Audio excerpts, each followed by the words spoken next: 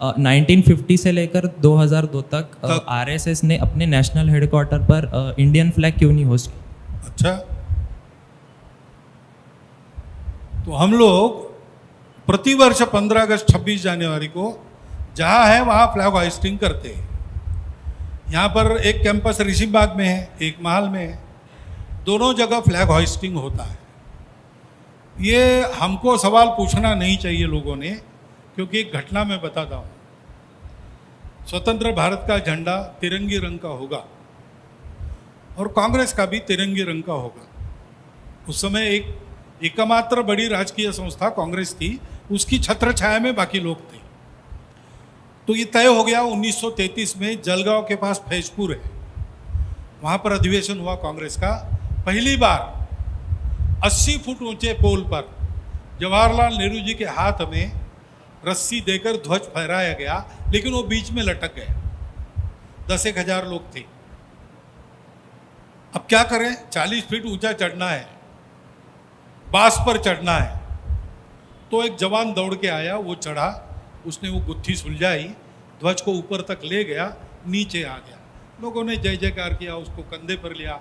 जवाहरलाल जी ने उसकी पीठ थपथपाई, कहा कि कल अधिवेशन में आओ, तुम्हारा हम सार्वजनिक अभिनंदन करेंगे। लेकिन वो हुआ नहीं, क्योंकि कुछ लोगों ने उनको जाके बताया कि ये संघ की शाखा में जाता है, तो वो नहीं हुआ। यहाँ डॉक्टर हेडगेवार थे, उनको पता चला, तो वो प्रवास करके वहाँ गए और एक छोटा सा पीतल का ही लोटा उसको बख्शिश दिया, उसकी पीठ थपथपाई। उसका नाम था किशन सिंह राजपूत। वो 7 साल पहले उनका देहावसान हो गया। मैं उनको 2 बार मिला।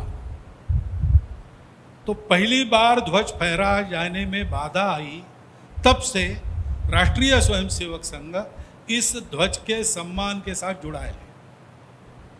2 दिन ध्वज फहराने की बात है, वो भी हम कर रहे हैं, परंतु वो फहराए नहीं फहराए, जहाँ जहाँ इस ध्वज के सम्मान का प्रसंग आता है, हमारा स्वयंसेवक अपने प्राण भी देने के लिए अग्र पंक्ति में रहा है और रहते रहेगा। ये पक्की बात है, क्योंकि वो भारत की सार्वभौम प्रभु सत्ता का प्रतीक है। पूर्व बंगाल में जब बांग्लादेश का युद्ध शुरू हुआ, तो रायगंज के आगे एक चौकी है, वहाँ पर अचानक बांग्लादेश की आर्मी आने लगी। बीएसएफ के जवान थे वहाँ पर, लेकिन उनको खबर नहीं थी। हमारा वहाँ 12वीं में पढ़ने वाला चिरका मुर्मू नाम का मुख्य शिक्षक था। उसने देखा, उसने जाके अलर्ट किया। तो जवानों ने कहा कि आगे हमने खंदक बनाया है, वहाँ की बारूद की पेटियां रखी है, वो लानी पड़ेगी जल्दी। तो हम अभी डिफेंस में हैं, तो 2 ही लोग मिल सकते हैं, एक तीसरा चाहिए। तो ये जवानों के साथ वो पेटियां लाने के लिए गया और पेटियां लाते समय वो शहीद हो गया। वहाँ पर उसका छोटा सा स्मारक हम लोगों ने बनाया है और उस दिन वहाँ वार्षिक कार्यक्रम होता है। तो हमारी संघ के स्वयंसेवकों की तो ये परंपरा है, जहाँ पर देश के सम्मान का प्रश्न है, राष्ट्रध्वज के सम्मान का प्रश्न है, वहाँ पर हम सबसे आगे आपको मिलेंगे लड़ने के लिए, प्राण देने के लिए।